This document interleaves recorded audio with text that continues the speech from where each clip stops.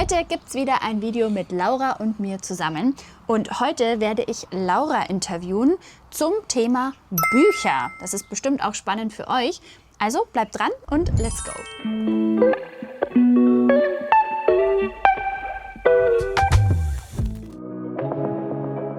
Okay, liebe Laura, wir wollen heute über das Thema Bücher sprechen.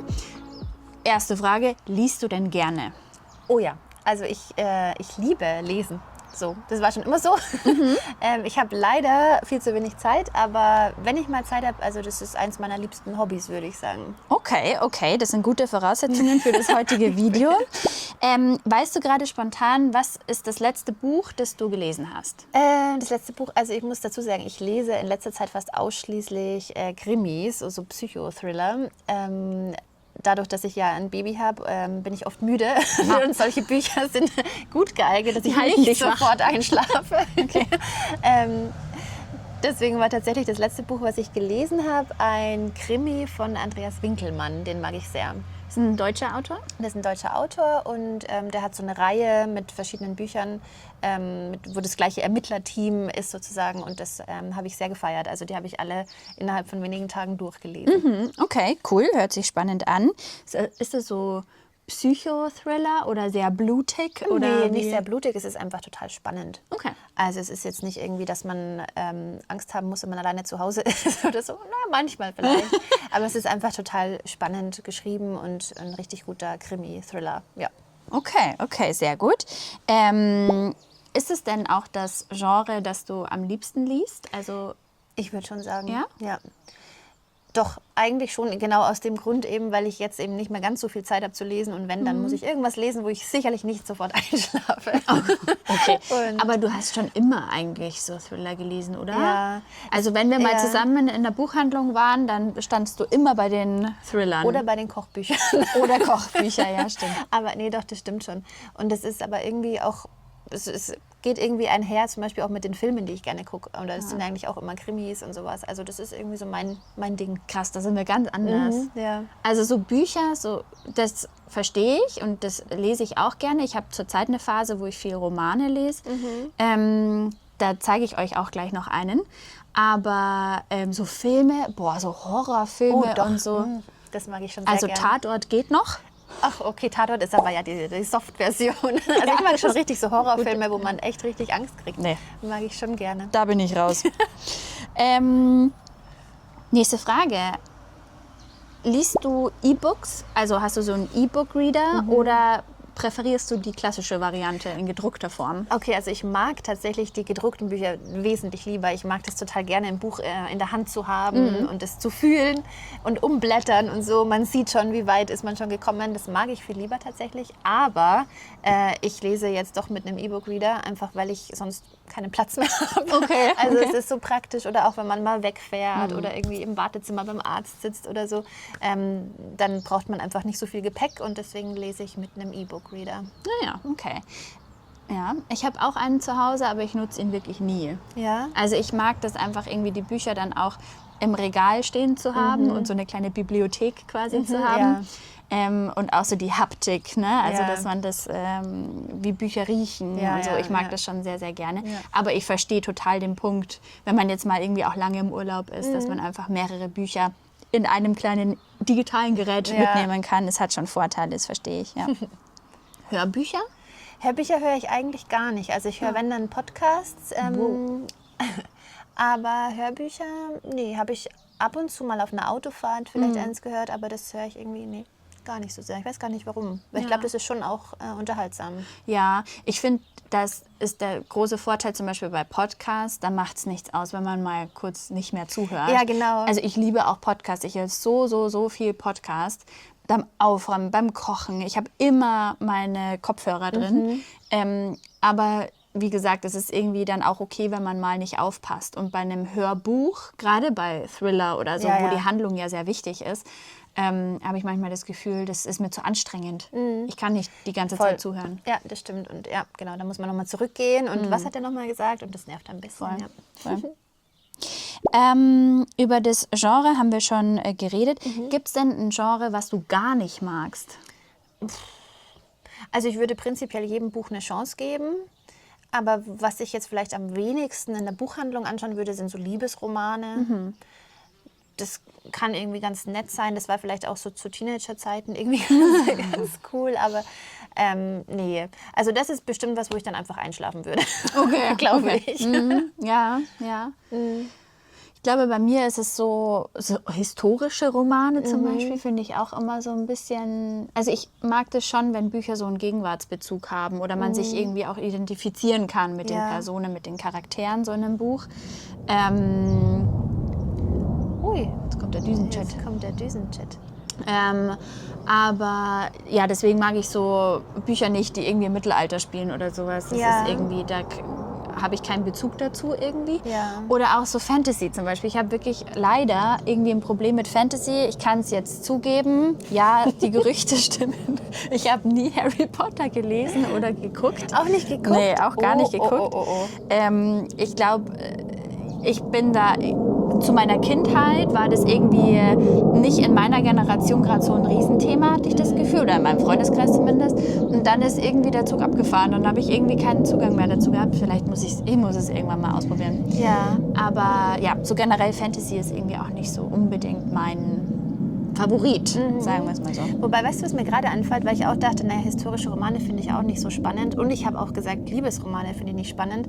Und jetzt gerade ist mir aber eingefallen, dass ich mal ein Buch gelesen habe, da müsste ich jetzt mal kurz recherchieren, wie das hieß. Es hieß auf jeden Fall die Geschichte von Jette und Frieda mit einer Jahreszahl. Da gucken wir gleich nochmal nach, wie das hieß.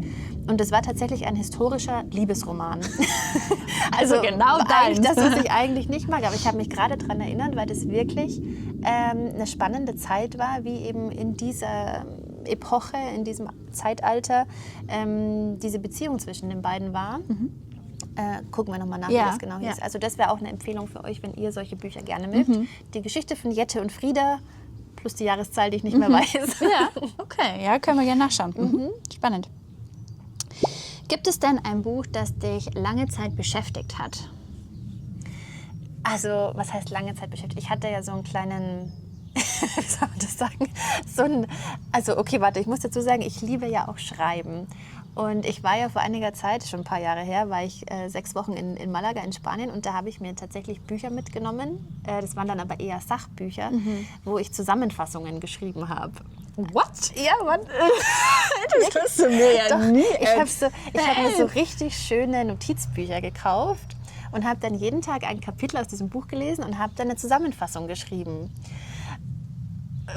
Ja, es klingt ein bisschen weird und ein bisschen cool. Also ein bisschen Freak, aber Nee, gar nicht. das waren halt schon auch irgendwie Sachbücher. Da ging es dann auch zum Beispiel um so um berufliche Themen, psychologische Themen und so weiter. Und weil ich so gerne schreibe und dann alles mit Farben und so schön markiert, waren das Bücher, die mich wirklich lange beschäftigt haben, weil ich da eben viel Zeit investiert habe.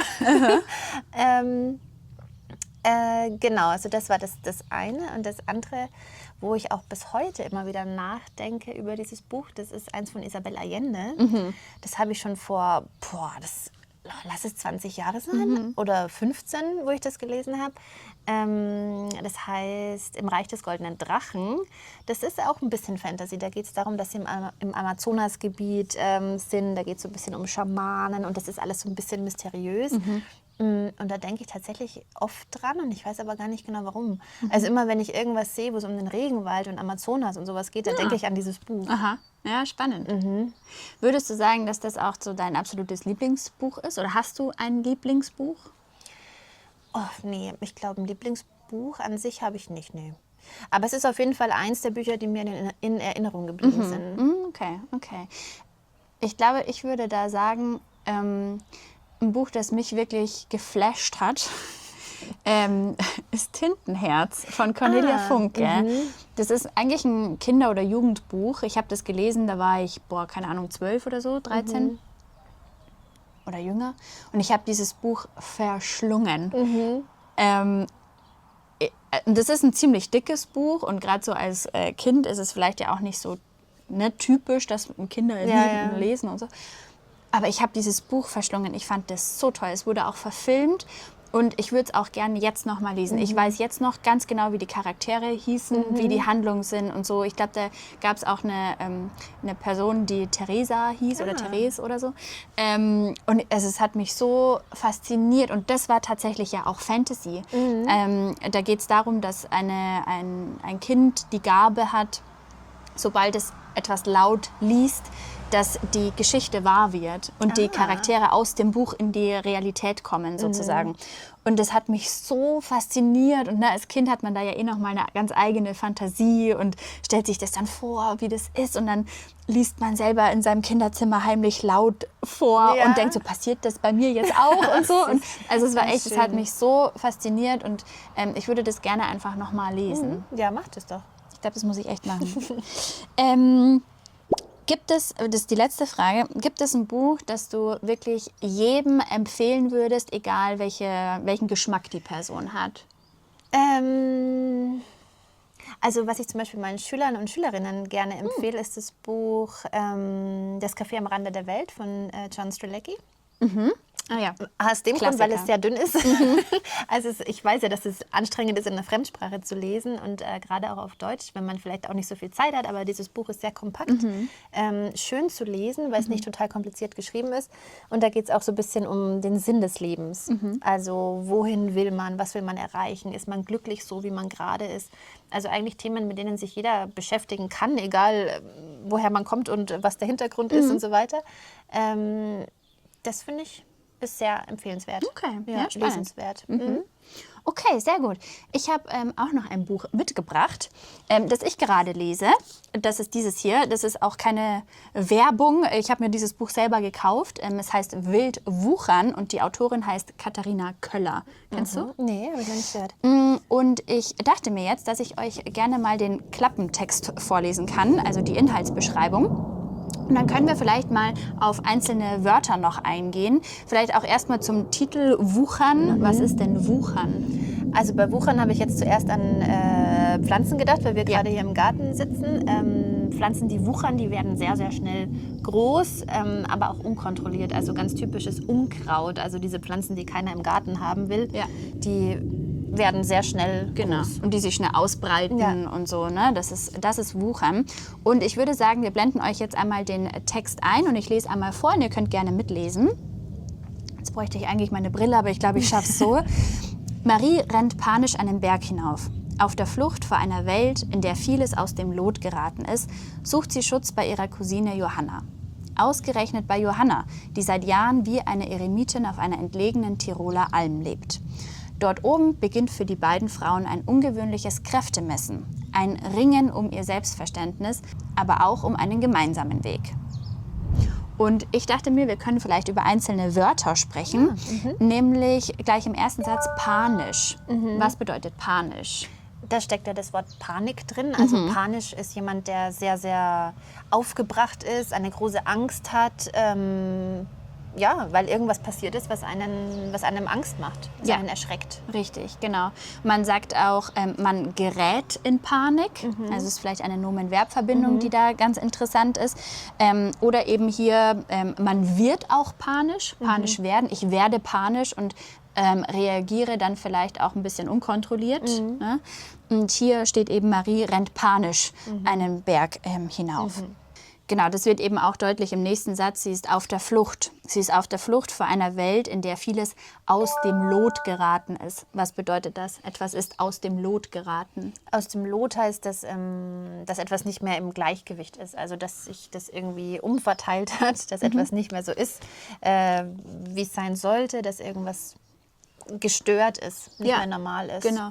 Und das kann man auf ganz viele verschiedene Situationen beziehen, also auf Beziehungen oder Situationen. Ne? Also irgendetwas stimmt gerade nicht mehr, irgendwas ist durcheinander geraten, nicht mehr im Gleichgewicht. Okay, also Marie, ne, sie sucht Schutz bei ihrer Cousine Johanna. Ausgerechnet bei Johanna. Was bedeutet dieses ausgerechnet? Also ausgerechnet klingt jetzt hier so, als wäre das ein bisschen überraschend, dass sie jetzt gerade zu Johanna geht. Also man weiß ja bisher noch nicht, was das Problem ist, aber es klingt so, als verwundert es jemanden, dass sie jetzt zu Johanna geht. Also es ist ein bisschen ironisch, überraschend. Vielleicht haben die beiden Frauen auch keine gute Beziehung gehabt oder so, aber trotzdem geht sie zu Johanna. Ja, genau richtig. Ne? Also irgendwie, dass es ironisch ist oder man verwendet es vielleicht auch in einem Kontext, wo es ein bisschen unglücklich ist. Also zum Beispiel der Satz, ausgerechnet heute muss es regnen. Ne? Vielleicht hast du Geburtstag oder so, dann sagst du, oh Mann, ausgerechnet heute muss es regnen. Ja, genau. Also man verwendet dieses Wort auch sehr, sehr häufig. Ist wichtiges Wort vielleicht für euch. Und im nächsten Satz kommt eben die Erklärung, also warum ist das so ironisch? Weil Johanna wie eine Eremitin auf einer entlegenen Tiroler Alm lebt. Vielleicht erstmal der Begriff Eremitin. Was bedeutet das? Also ein Eremit oder eine Eremitin ist eine Person, die zurückgezogen, alleine lebt und sich so ein bisschen von der normalen Welt abschottet, weil man einfach irgendwie alleine für sich sein möchte. Richtig. Und das wird eben auch klar in dem Begriff auf einer entlegenen Tiroler Alm. Also entlegen bedeutet, dass jetzt in diesem Fall diese Alm schwer zu erreichen ist. Ja, sozusagen. genau. Also das ist ist weit weg, schwer zu erreichen. Okay, und eben auf dieser Alm beginnt dann für die beiden Frauen ein Kräftemessen und ein Ringen um ihr Selbstverständnis. Das ist vielleicht auch ein schöner Ausdruck. Ein Ringen um ihr Selbstverständnis. Was bedeutet das? Also Ringen hat jetzt hier nichts mit dem Schmuck, mit dem Ring zu tun, sondern das ist ein anderes Wort für ein Kämpfen eigentlich. Also man kämpft um etwas, Ja, richtig. Oder? Genau, oder es ist wie so eine Art Prozess hier, ein Ringen um das Selbstverständnis. Ein Selbstverständnis, was ist das? Also das ist sozusagen das Bild, was man von sich selbst hat. Also wie sieht man sich selbst, was denkt man von sich selbst? Richtig, genau. Welches Bild hat man von sich selbst? Ja, genau. Und dieses Ringen bedeutet eben, dass man versucht herauszufinden, wer bin ich, wie möchte ich gesehen werden und so weiter. Und darum geht es eben auch sehr viel in diesem Buch. Ich habe jetzt ungefähr, mein tolles Lesezeichen ist der Kassenzettel. Ungefähr 2/3 oder ein bisschen mehr sogar gelesen und ich finde das sehr gut. Man kann das, glaube ich, auch sehr gut als Deutschlerner lesen, weil die Sätze immer relativ kurz sind. Allerdings ist es mit österreichischem Dialekt auch so ein bisschen geschrieben. Und was mir auch aufgefallen ist, dass da zum Beispiel dieser klassische Fehler auch aufgeschrieben wird mit dem weil.